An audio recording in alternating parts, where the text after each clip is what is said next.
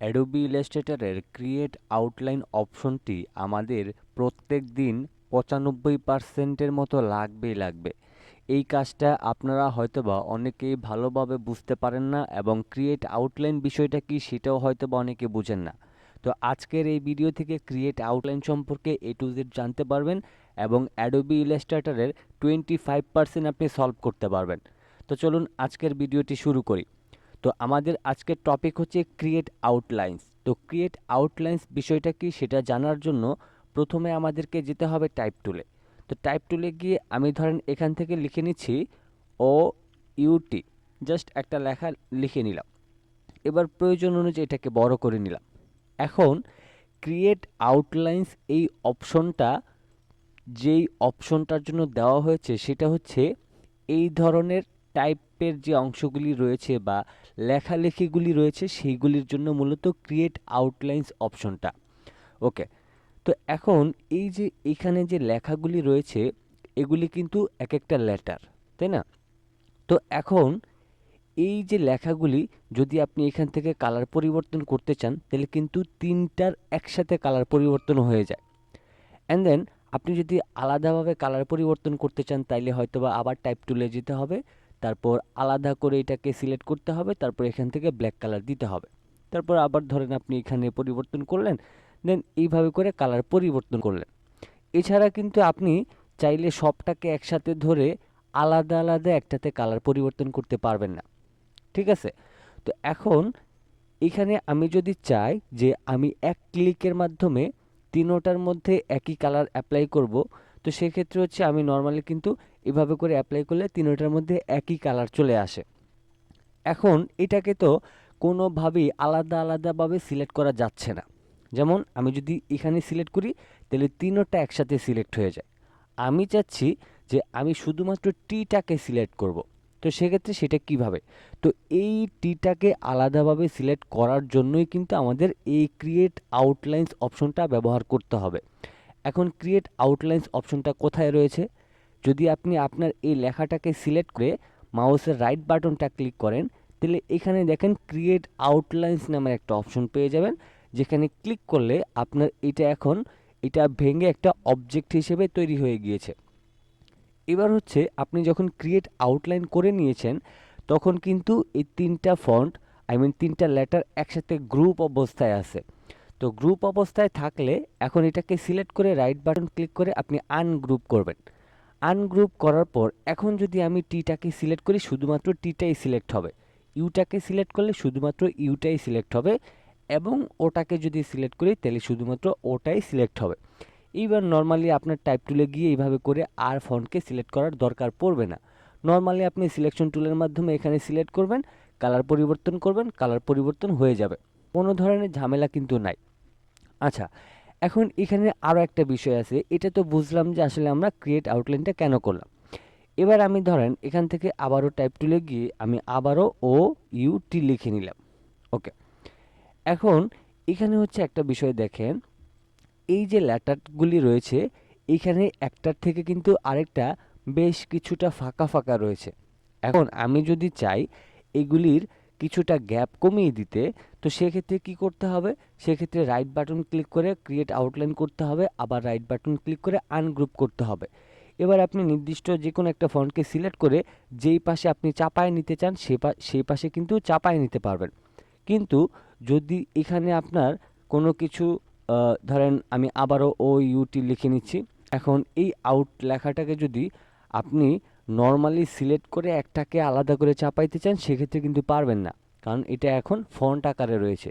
তো এজন্য আপনি যখন ক্রিয়েট আউটলাইন করবেন তখন কিন্তু ক্রিয়েট আউটলাইন করার পর এই ফন্টটা ভেঙে একটা অবজেক্ট হিসেবে তৈরি হয়।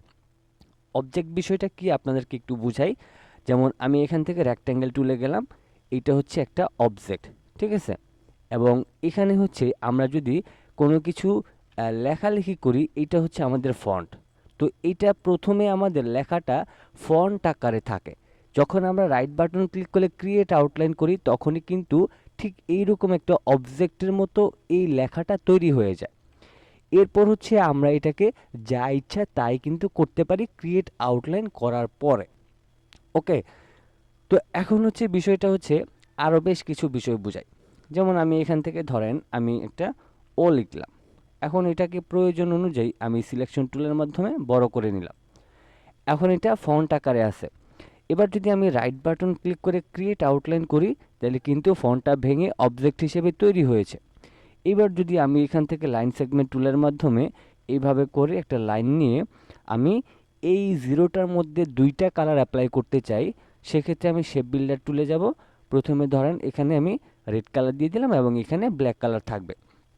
তাইলে সহজেই আমরা একটা ফন্ট থেকে এইটাকে ভেঙে অবজেক্ট হিসেবে তৈরি করে একটা লেটারের মধ্যেই ভাগ ভাগ করে কালার অ্যাপ্লাই করতে পারবো, যেইটা নর্মালি আমরা এইভাবে করে কিন্তু করতে পারবো না।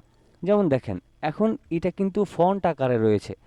এখন যদি আপনি চান যে এই জিরোটার মধ্যে আপনি এইভাবে করে দুই পাশে কালার অ্যাপ্লাই করবেন, আপনি জীবনেও সেটা কখনো পসিবল হবে না, কারণ এটা এখন ফন্ট আকারে রয়েছে। আপনি কোনোভাবেই এটাতে এই ধরনের কালার অ্যাপ্লাই করতে পারবেন না। তো সেক্ষেত্রে হচ্ছে আপনাকে কি করতে হবে, আপনাকে রাইট বাটন ক্লিক করে ক্রিয়েট আউটলাইন করে তারপর লাইন টুলের মাধ্যমে ভাগ করে দেন দুইটা কালার অ্যাপ্লাই করতে হবে। এটা হচ্ছে ক্রিয়েট আউটলাইনের সুবিধা। আরেকটা বিষয় বুঝাই, যেমন হচ্ছে আমি এখান থেকে ধরেন আউট লিখলাম, তারপর এখান থেকে এটাকে আমি বড় করলাম। বড় করার পর এখন আমি চাচ্ছি যে এই লেখা তিনটার মাঝখান দিয়ে আমি কেটে একটু ভাগ করতে এই লেখাটাকে। তো সেক্ষেত্রে সেটা কিভাবে সম্ভব, সেইটার ক্ষেত্রেও আপনাকে ক্রিয়েট আউটলাইন করতে হবে, না হয় আপনি এটাকে কোনোভাবে কোনো কিছু করতে পারবেন না।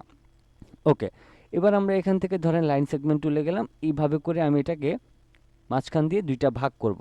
তা আমি এইভাবে করে একটা লাইন নিয়ে নিলাম, এটাকে আরেকটু নিচে নামাই নিই। ওকে, এবার ধরেন সম্পূর্ণটা সিলেক্ট করলাম।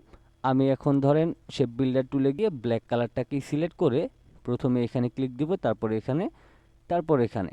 ওকে, এখন কিন্তু অলরেডি আমাদের এই ফন্টটা ভাগ হয়ে গিয়েছে। আমরা এই লাইনটাকে আগে একটু ডিলিট করে দিই। ওকে, এবার যদি আমরা নিচের অংশটাকে সিলেক্ট করি, ধরেন এভাবে যদি আমি সিলেক্ট করে ডাউন অ্যারো কি চাপি, তাহলে দেখেন এই লেখাটা কিন্তু আমাদের এই অংশটা কাটা হয়ে গিয়েছে। তো এখন এই যে আমরা এই অংশটুকু যে কাটলাম, যদি এটা আমাদের ফন্ট আকারে থাকতো, সেক্ষেত্রে আমরা এই অবস্থায় কোনোভাবে আমরা লাইন সেগমেন্ট টুলের মাধ্যমে লাইন সেগমেন্ট টুল নিয়ে আমরা কিন্তু এটাকে কাটতে পারবো না বা সম্ভব হবে না। দেখেন এটা কিন্তু আমাদের এখানে কাজ করতেছে না।